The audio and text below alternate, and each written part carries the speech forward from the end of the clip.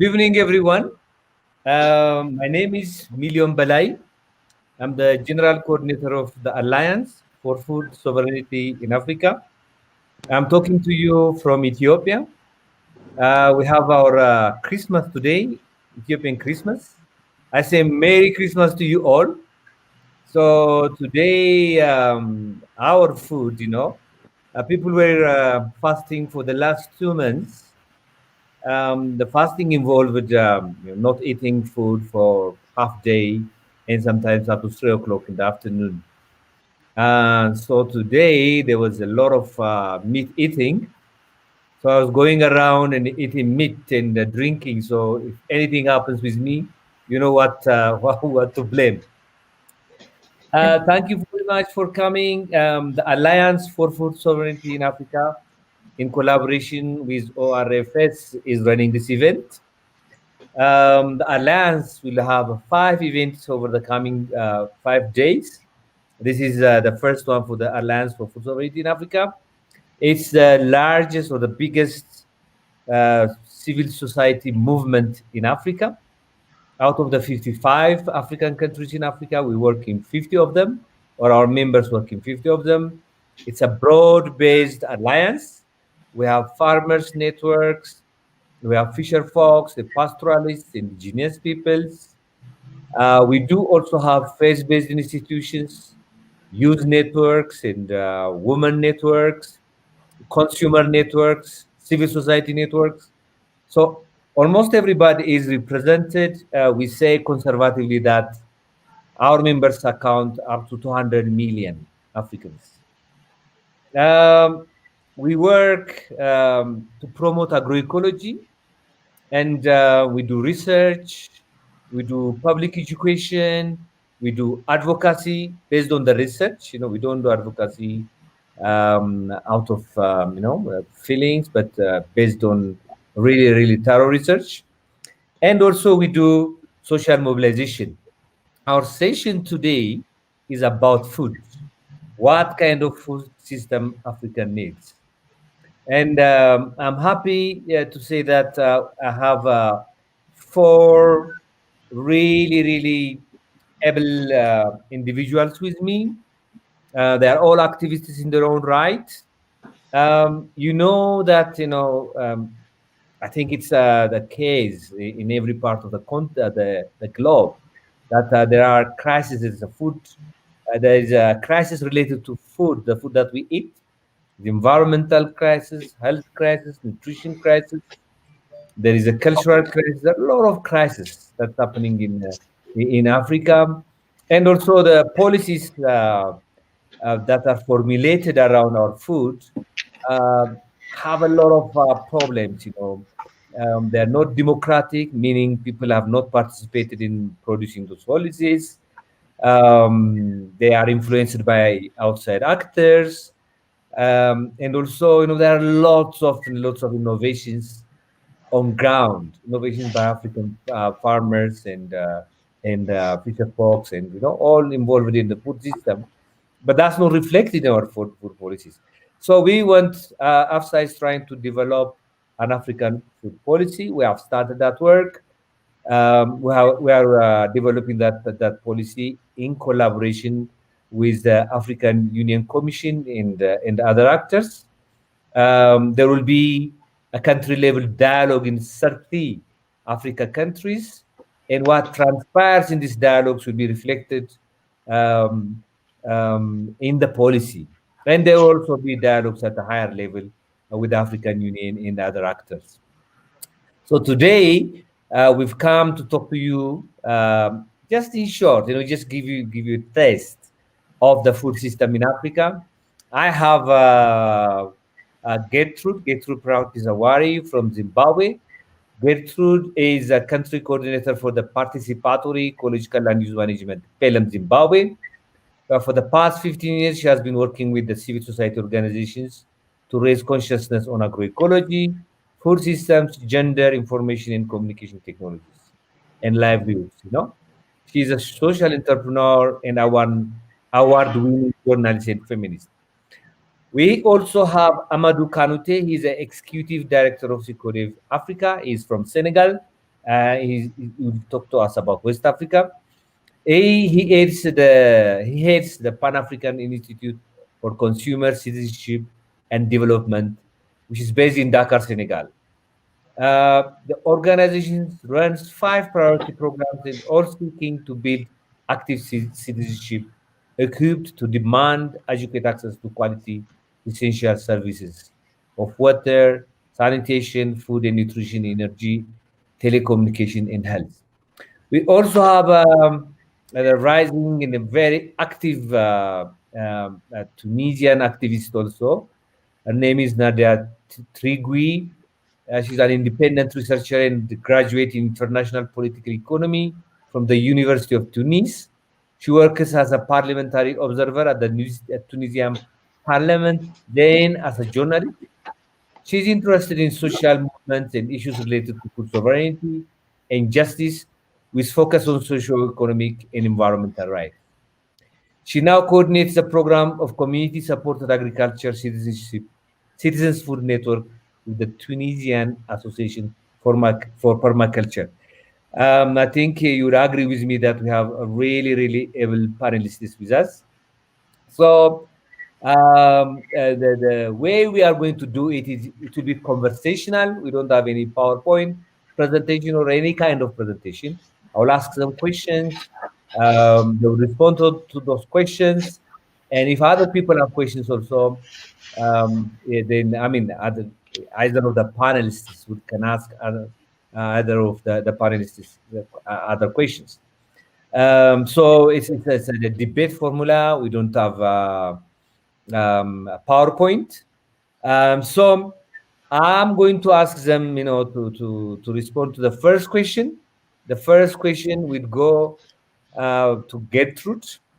So, the first question: how does the food system look in your country, and hopefully in your sub-region? She comes from Zimbabwe, and she is working on so many issues in the region, sub-region in Southern Africa. So, Gertrude, how does the food system look in your country? Great. Thank you so much, Million. I think to start the conversation, it's important to give a better understanding of what we mean when we talk about a food system. Because for me, that gives a holistic perspective for people to understand the food system in Zimbabwe and in Southern Africa as a whole. So for me, when I look at the food system, I'm looking at the growing, the harvesting, the processing, the packaging, transporting, marketing, consumption, distribution, and disposal of food. So when we understand that entire chain, it then helps people to appreciate how the food system in a region is working.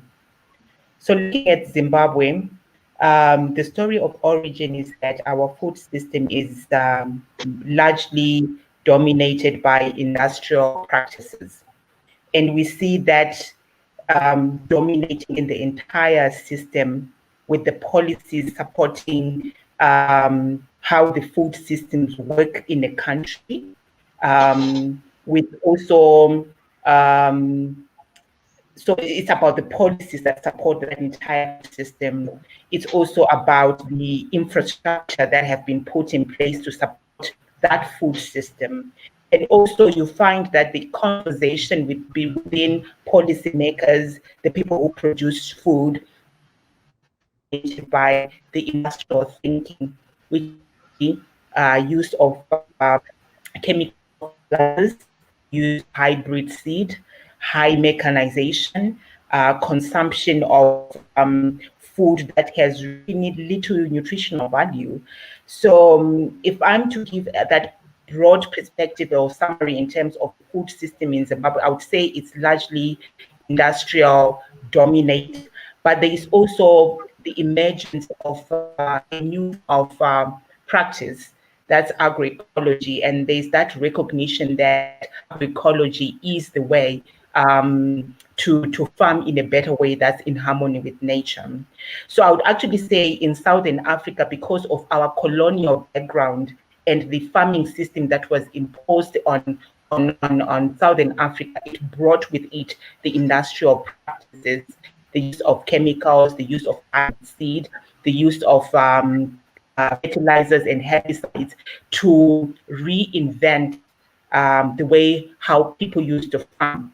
And I would say people used to farm with this has replaced a system that undermined the farming practices that were being used in Southern Africa to produce nutritious, sufficient, and healthy food for the population.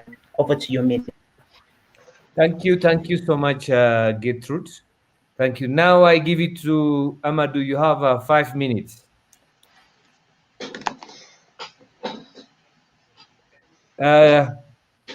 Amadou, you are muted. You are muted, Amadou. All right. Okay. Thank you very much, Million. Good evening, everybody. The food system in West Africa is very extrovert.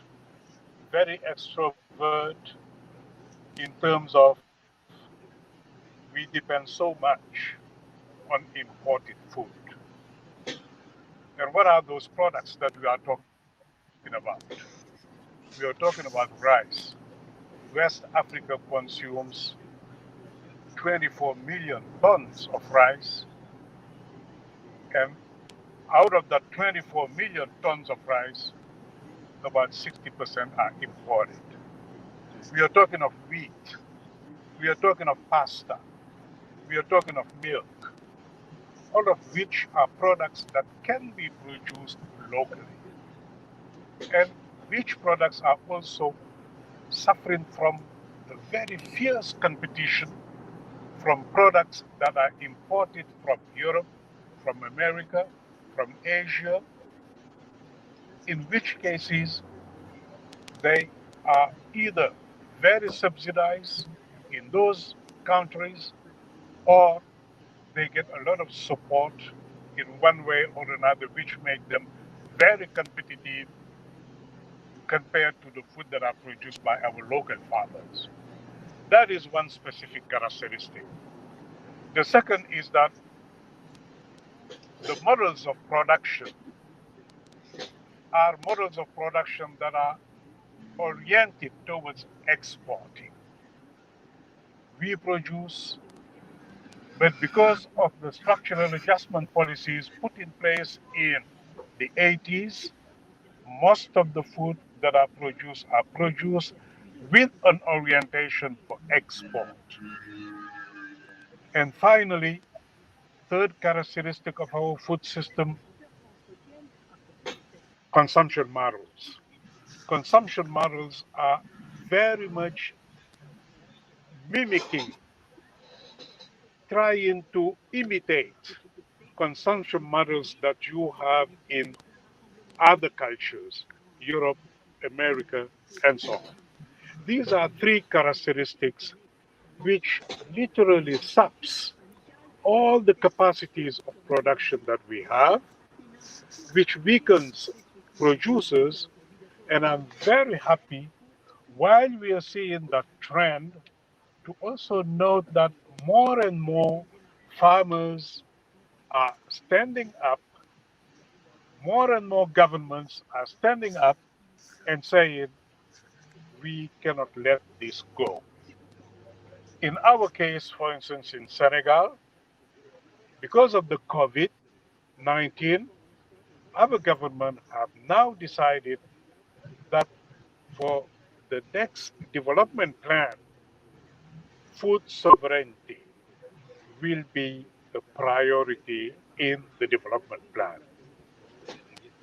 Another decision that they have taken is to say, out of all the money that we are putting into buying fertilizers, 10% of that money will go now into buying natural fertilizers.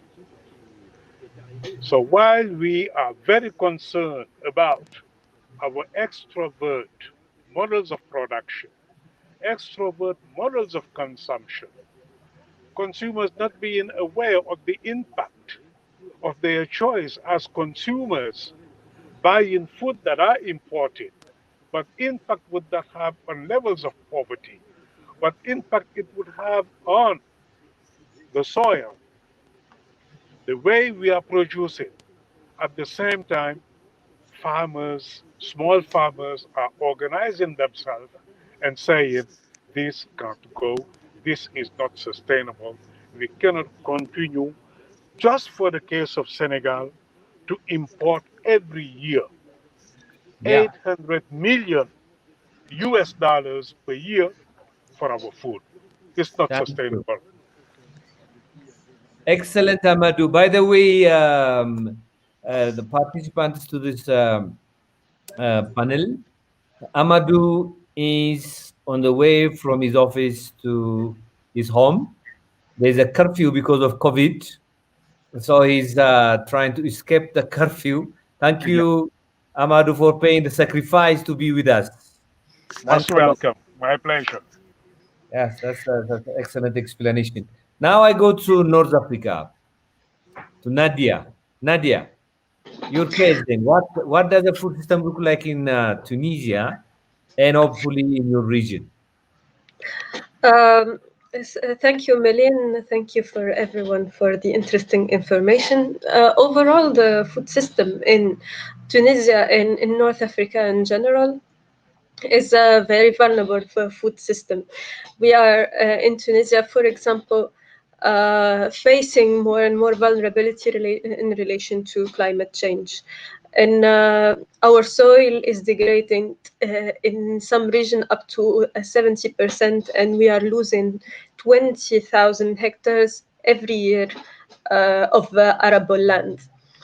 Our agriculture in North Africa are structurally based on small farmers. But despite this, we see that the most food policies and most government policies encourage a big investment and capital intensive and industrialized agriculture instead of small agriculture. Another thing is they encourage more export-driven crops or types of cultures, which they use as a leverage to lift up the economic crisis, for instance, in Tunisia, that the country is going through since 2010, 10 years from the revolution now.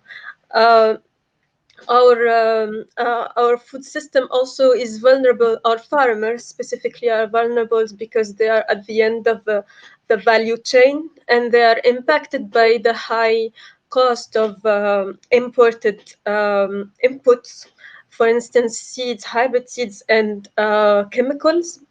There is a very high use of chemicals that is impacting both their health and the productivity of their land, and and the lack of their access to land property titles and finances puts them in a cycle of dependence. This is the picture on the nation scale. It is more accelerated in Morocco, for example, in the region of Agadir, where foreign capital has access to land, and Spanish investments are hyper intensifying production there. North Africa is specifically also known for its dependence, especially on wheat, imports of wheat on the consumption side. And this doesn't make the country and the people in a situation of food security. And the fact that also governments are not willing to change their vision and support small farmers makes the situation even worse. We also, as I started with climate change, we on the regional level, we are suffering altogether from the scarcity of water that is directed to agricultural production, and this adds more vulnerability to the situation. Excellent. Thank you so much, all. Let me go back to Gertrude, because I know you've explained, I think you've laid a base for this discussion on food systems really, really well. I want you also to talk about culture in 1 or 2 minutes. I think the food system also sits in the culture of the people, you know. The gender aspect to it, there is an ecology aspect to it, in addition to what you've said. So, how does the culture of your part of the region look like in terms of the food system that we have? And what's the relationship? Just in 1 or 2 minutes. So I'll speak about the traditional culture, not the modern culture where people have adopted new ways of growing food, relating to food. I will speak about the story of origin in Southern Africa in terms of culture. The culture in Southern Africa was actually derived from our ancestors really communing with the land and getting the law from the land. And because our ancestors spent time in nature, they knew how to relate with land. They also knew how to relate with the water bodies.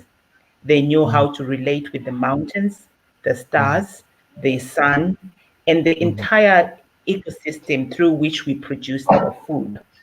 So there has been the crisis that we are actually experiencing is actually coming as a result of the disconnection where the current society has disconnected from the laws of nature.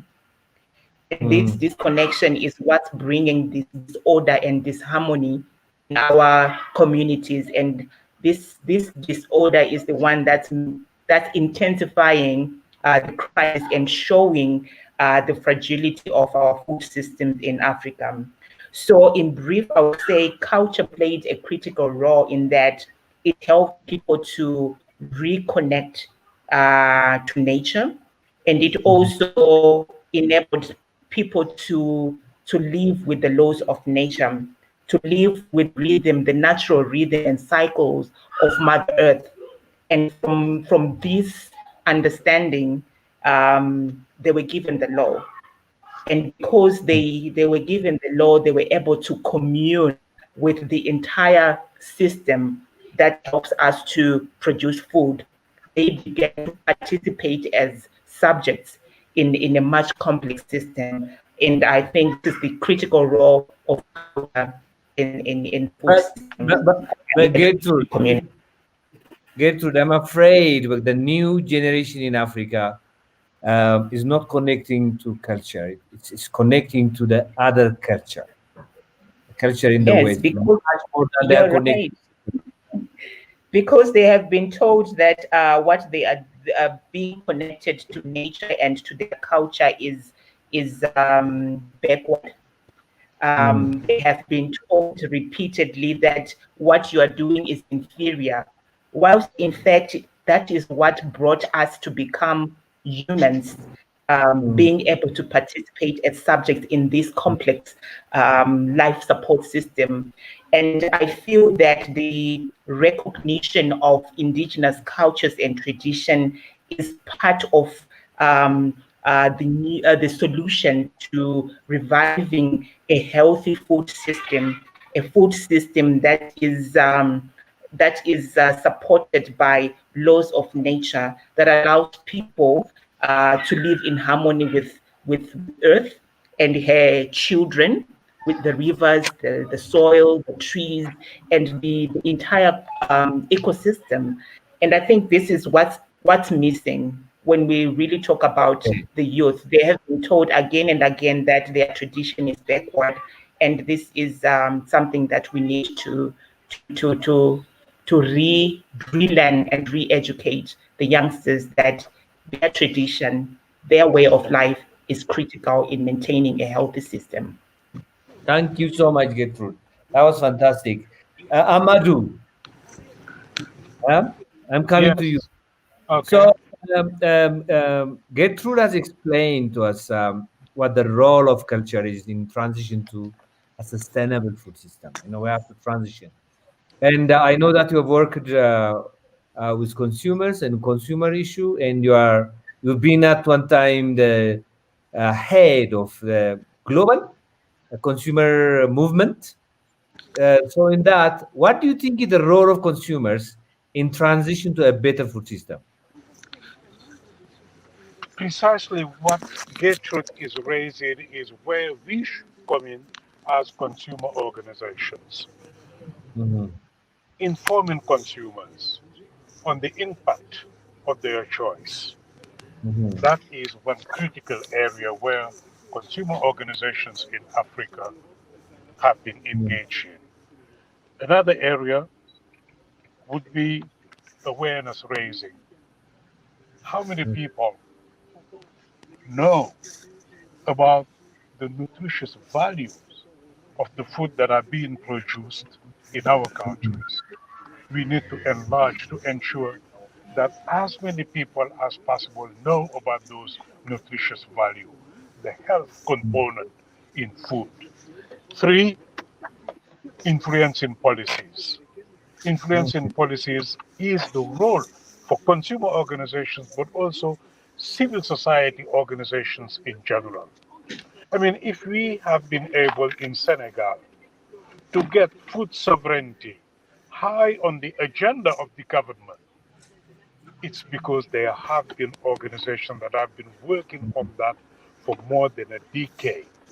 Mm. If we have been able to get the government to now agree to put 10% of public resources, public fund, into buying natural Mm. fertilizers, this has been achieved after years of advocacy, Mm. years of influencing policies. Uh, Local Amadou, consumption. Yes, go ahead. Amadou. But we know that so many consumers do consume cheap food because it's cheap, and in most countries, the foods that are sold at a special place are expensive.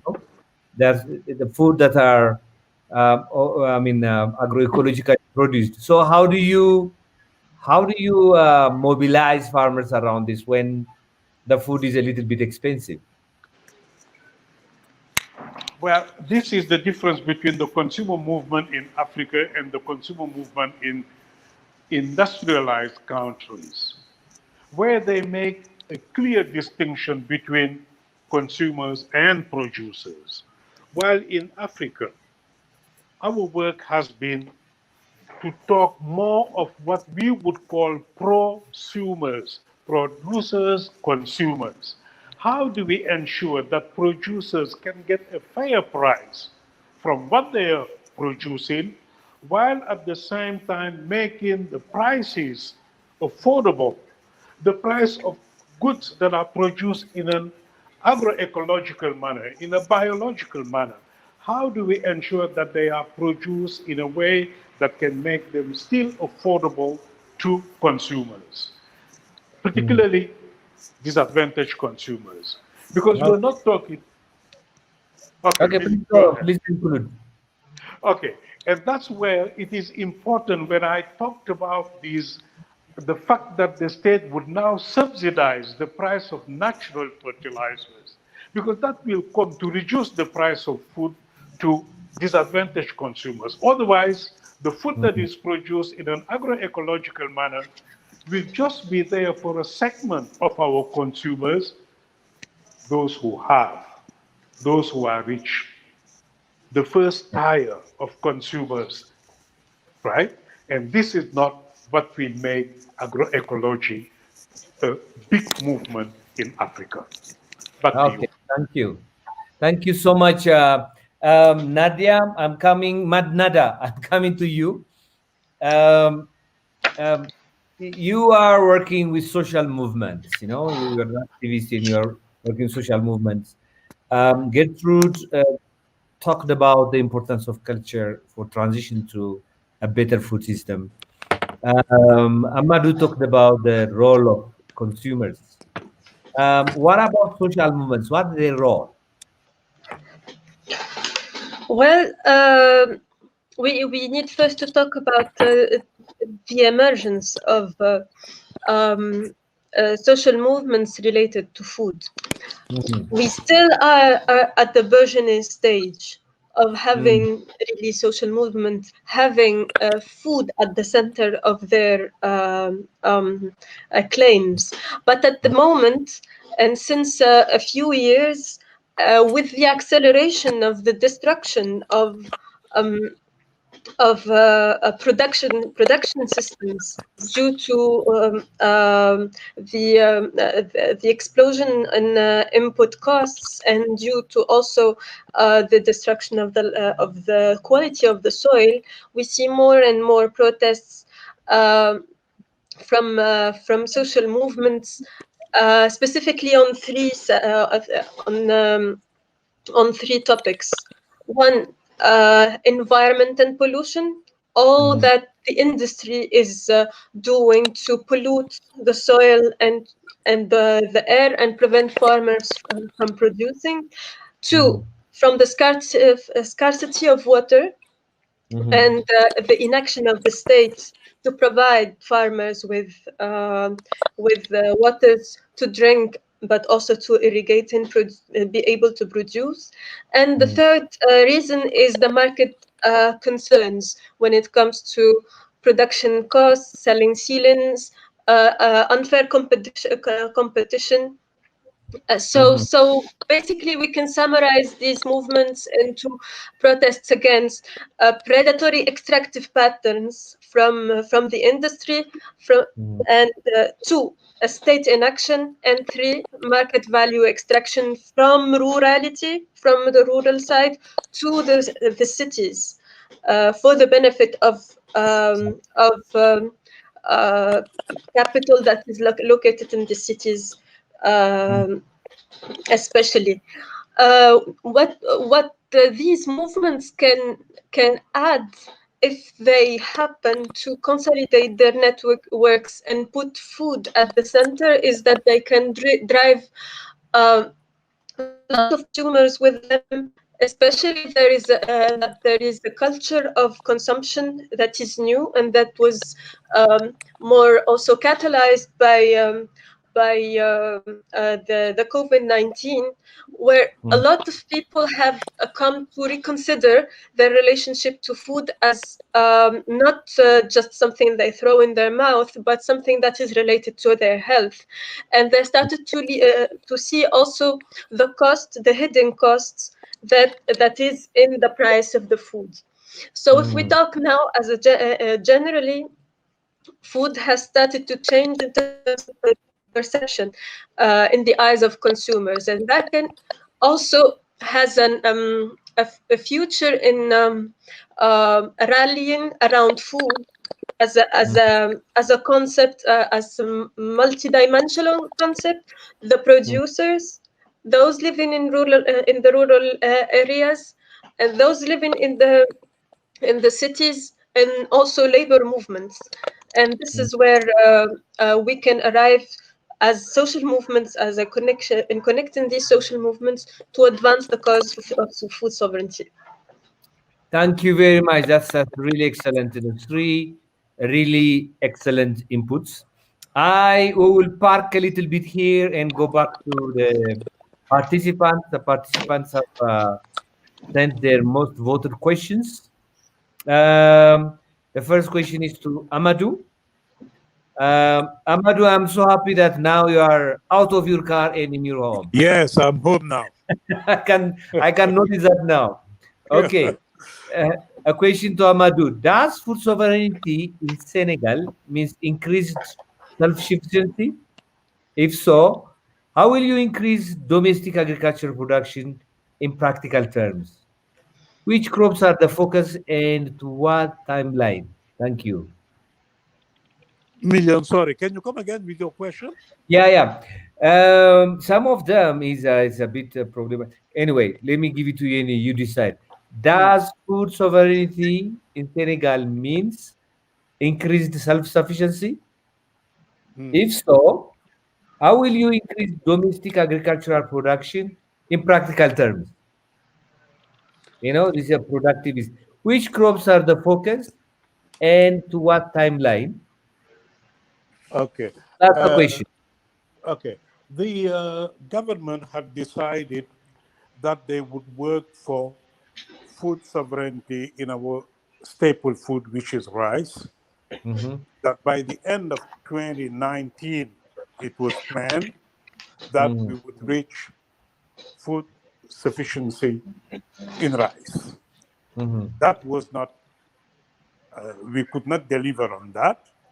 But Mhm. then what has happened is that, and that's where policy coherence comes in. While we were pushing for that, at the same time, we were not putting all the resources that were needed to achieve that objective. Mhm. And then now, with the COVID-19 that has just come, we have learned the hard way. We have learned the hard way, and the government has now decided to multiply by almost 3 the budget that goes to agriculture.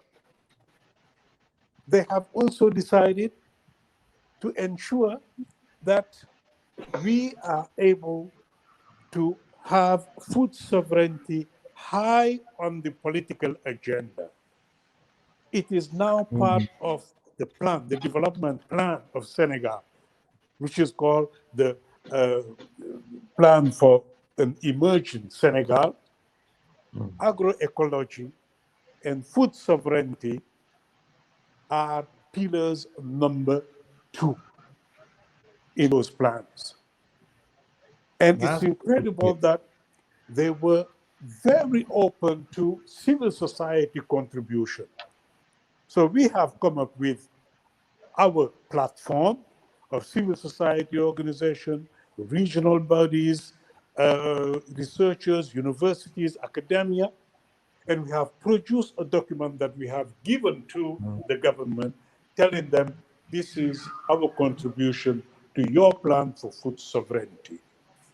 So all of these facts, plus the fact that small-scale producers are organizing themselves, and they were at the forefront with civil society organization to push for agroecology, to ensure that they have control of land policy that was formulated, control of water. How do we ensure that they have access and control of the water for their production? All of these facts will contribute to the fact that we are moving, or we are trying to get to that food sovereignty or food sufficiency in some critical areas like rice, all of these things that we import and which compete with the food produced locally, millet, sorghum, and so on, all these cereals that are produced and which are being pushed out of the way, pushing at the same time away our culture. Okay, thank you so much. I think that you have somehow responded to the other questions also, because there were questions like are exports of agroecological or organic products seen as one part of an agricultural development strategy together with regional production and food security? I think you've talked about that, about the strategies. Let me go to the final question to the three of you. Now I will start with Gertrude. I think you responded to it somehow, but I want you to put some perspectives to this one also, and add some more suggestions. We are, as we said in the beginning of this Yes. panelization, we said we are in a crisis. in a nutritional crisis, health crisis, environmental crisis, cultural crisis, human rights crisis. How do you think we can get out of this crisis? One or two or three maximum bullet points. How do you think we can get out of this crisis? I strongly feel that there is need to have a reinvention of the entire system and thinking. Because as long as we talk about food sovereignty and we use the capitalistic thinking, which is mainly dominated by being extractive, exploitative, and we are not really making any difference. I think that it's important to come up with a system that is earth-centered. And because I spoke mostly about it, the cultural component and the thinking of indigenous people is that they do not come to manage life, but merely they are custodians of life. And they need to we really need to find ways through which we can be in communion with the other beings in our ecosystem. So I feel it's important to come to understand food sovereignty perspective rather than a human-centered perspective. Because if we engage in this discussion and we are human-centered, then we are not really changing anything. We are simply replacing the old system with a new system, but with something different. So it's important to come in this conversation with Earth giving us the laws to live in harmony with nature, to produce in harmony with nature, and to recognize the sacredness of all forms of life on Earth. That includes the life of soil, because it's living, the water. Oh my God, she's gone. Hopefully she'll come back again. By the way, to all of the participants, I think the panelists have kindly agreed to stay behind for more questions. So if you are not answering your questions right now because of time, we can still go on discussing with you through the link that's going to be attached. There are a number of questions directed at Amadou. So Amadou, can we see your face? So that you not your ear. Can you see your face very well? Yes. Okay, that's fantastic. Thank you very much. I will All go right. to Yeah, yeah. Nada. I will Can you go see to me Nada now? first. No, no, yeah, I see you now. Yeah, if you Okay. don't move around, that will be perfect. Nada. Um, so how do you think we can go out of this crisis? Can you repeat? We are we Miriam? are, we are in a crisis. We are in health, nutritional, environmental, human rights, and cultural crisis because of the food system. There are other factors, but the food system, the current food system, is contributing heavily towards that. So, how do you think we can go out of this crisis? I think you mentioned some strategies, but I just wanted you to, just giving you the chance to elaborate more. Yes. Definitely, organizations like the one Amadou is in, consumer organization can do a lot by Mm, partnering with farmers, mm, because we cannot get out of this without partnership between producers and consumers. We are both in the same crisis, and if we are conscious, both of us, of what it takes in terms of effort to produce, and what then we can give the we can give the fair price to farmers, so they can sustain their land.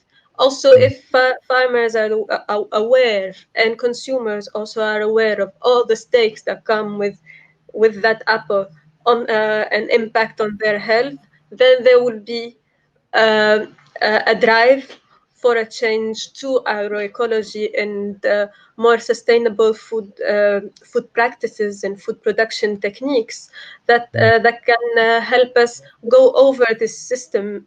Also, there is a common thing that we hear from farmers is that what they prevent them from migrating, Tunisian farmers, I think, what prevent them from migrating to a more using less chemicals in agriculture is the fact that consumers do not choose the small fruits or small vegetables. They have been used to a certain I would not say standard, but size, and the lack of information they have about this hides the fact that it comes. This big apple comes with with a lot of harm on your health. So it's a really education and a partnership, strong partnership between consumers and farmers that can help us go over and look to the other sides, to agroecology. Thank you so much. Amadou, you have a flood of questions for you. You said making healthy food cheap for the disadvantage is key, as you say. Do you have solution to this? How do you make food cheap to people, basically, especially to those who are disadvantaged? Can you make this available at a large scale? So do you have an example from Senegal, from an actual happening in Senegal? Amadou, we see only your head now, part of your Okay. head. So it's good to have your vision, your face. I think Okay. your mobile is moving. Okay, Million. We Yes, have been sorry. working on. Sorry, can I go ahead? Yeah, and there is also another question. What about fish? They say Yes. there are 4 factories hovering up Bonga Shards Mm. and Sardinella. Will the Mm. government address this under a food sovereignty plan? Yeah. There's, apparently this is from somebody who knows Senegal very well. So Good. yes, Good. All right. The first point: yes, how do your we make mobile, food I cheap want to see your for the face. majority of the people, particularly food that come from agroecological methods of production? This is really something that is, I have to say, a difficult question, a Chinese puzzle for us. Because what has happened is that most of the production that was subsidized were mainly food that were for either export or large consumption. And now we are saying we need to ensure that we can have food that is produced in methods that are sustainable, but that can be accessible geographically and financially to consumers. So while there are ways government can support that by subsidizing like they have done now or they have started to do, even if 10% is small as subsidies to natural fertilizers, this is a beginning. This is going to start this year. And we will continue advocating for more subsidies to be transferred from all those industrial production or production just for export or production from production of goods that are dependent on our people who support our economies, countries that support overseas development assistance. And it is all that fight that go together. While we are talking to our leaders here, we need also to challenge the economic model, the international trade, the way it is being formulated, to ensure that we are just not depending solely on those people to tell us if you go agroecology, we won't support your agriculture. Mhm. If you go agroecology, we won't support your other expenses that you have in your country. This is a fight that civil society organizations should be waging at international level to challenge the international rules in international trade. That is one.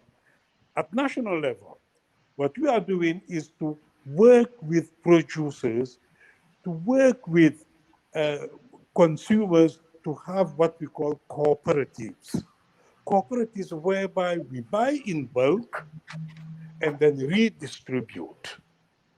Then the cost of a kilogram would go down when you buy. Can you imagine if a consumer buys just 1 kilogram per day to feed his family, compared to consumers that can buy 1 ton per month?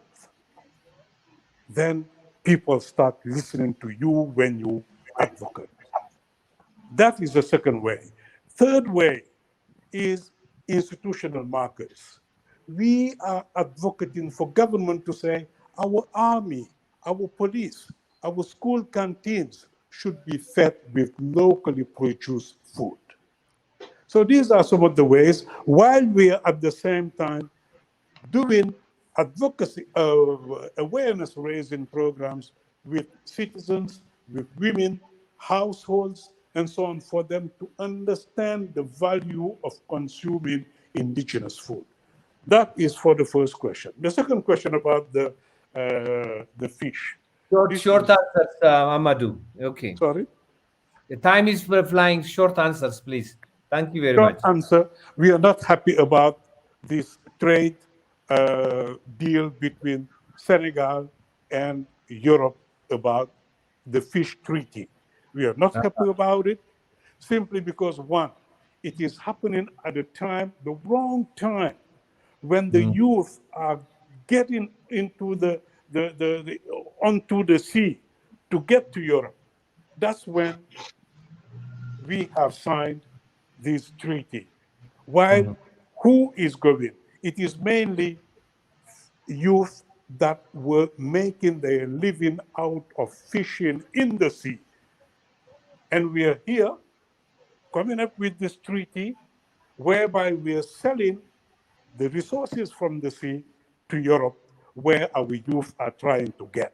Something needs to change there, and we have said it. Fisher folks have said it. Civil society organizations have said it, and I believe the government has come to terms and realized that there is a mistake that has been made and which should be corrected. Thank you so much. Thank you so much. I think the last question, probably, I don't know whether you can answer that in 1 minute, is people understand that Senegal is taken as a fantastic example of agroecology becoming a national strategy, as you have explained it to us. But is that somehow percolating in the African countries? Is this happening also in other West African countries? I know that there is a research being done in 10 African countries to explore how agroecology can be integrated into the agricultural agenda. But can you say in 1 minute or less where this movement, the agroecology movement, is going in West Africa, especially with governments, not with civil society? Milian, was the question for me? Yes. What was Final that? question. Yeah? What was the question? Agroecology as a strategy is being taken up in Senegal. Can you Yes. put your face, please? Yes. Yes. In Senegal is going in agroecological direction. Is this reflected in other West African countries? That's basically the question. Yes. And Togo quick is answer. going that route. Togo is going that route in West Africa.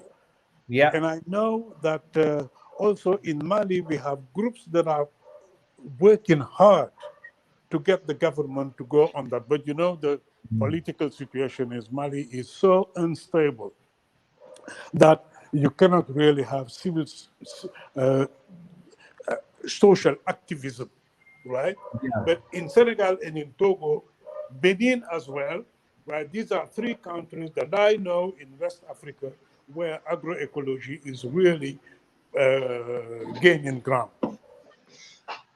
Okay, thank you so much. It's really a pity that Gertrude saying she's writing to me that the internet is unstable and she's going out. Um, and she said she can follow the conversation, but she cannot be part of the panel. I'm really sorry for that for the participants. It would have been really, really great to get her perspectives, to let her at least her responses. Well, I think this was a fantastic discussion. We have identified some real problems with our food system in Africa. We talked about the impact of high input agriculture in Africa in the guise of modernizing African agriculture. What governments are promoting in their policy is industrial agriculture, basically. There's a competition between African farmers and others also. By the way, there is a link now, Zoom link now. I'm sure this same link is put for you. So we will all be available after this. We can go to the Zoom link after this discussion to continue our discussion. But in the 4 minutes that we have, maybe I can give you some summary. Export orientation is a big problem in Africa. I think these are what I'm talking about is like a commonality in most of African countries. I can say that even for Eastern Africa, it is the same. So export oriented consumption. Most African following the consumption models of Europe and the North in general. Imported the high cost of imported inputs is also very much discouraging African agriculture. Also, the dumping. In fact, there's a lot of dumping of products from the West. So that's also creating climate. Climate is a big impact on African agriculture. And as Gertrude has explained, and as I can tell you from my own experience, also there is a very high erosion of culture in Africa. It's a very sad event. I'm not sure how, and in the coming 2 generations, we can maintain African culture. It is hugely eroding. It's a huge concern because in our culture, as Gertrude explained, in our culture is knowledge. In our women, in our mothers, is knowledge about the food system. Very important knowledge, and that's disappearing. So these are part of the problems, and Gertrude emphasized how it's important to connect with nature through our culture. It's very much important. And she's emphasized that that's the only way that we can really transform our food system. Sometimes going forward is not good. It's always good to go back and see how your food system was and learn from it. And Amadou talked about the importance of informing consumers. I think this point is emphasized both by Nada and Amadou. Informing consumers is very much important. Awareness raising and linking producers and consumers. What Amadou called prosumers. That's the first time that I hear this word. It's a very interesting word. So there's a prosumer agenda is a very important agenda. I think there was a question about this agenda, the prosumer agenda. Taking food as a multi-dimensional perspective is also very much important. So collaboration among consumers and producers and working with cooperatives, all these are a fantastic solution. So I really thank you. So I urge all of these panelists to click on the link. And people, if you have some more questions for us, I know, for example, one of the questions was directed at Hafsa, and it was asking whether We need support from our European colleagues to really organize some boycotts. We always say that a linkage with Europe, a linkage with the North is very, very critical for our movements in Africa. We want to link with you. We want to work with you so that our impact becomes much better. So thank you all the participants for participating in our event, and thank you for the panelists for your excellent intervention, and thank you Amadou for being part of this panel in your car and in your home. Thank you so much. Have a nice day. Thank you everybody. Please all of you, the panelists, please click on the link. Thank you.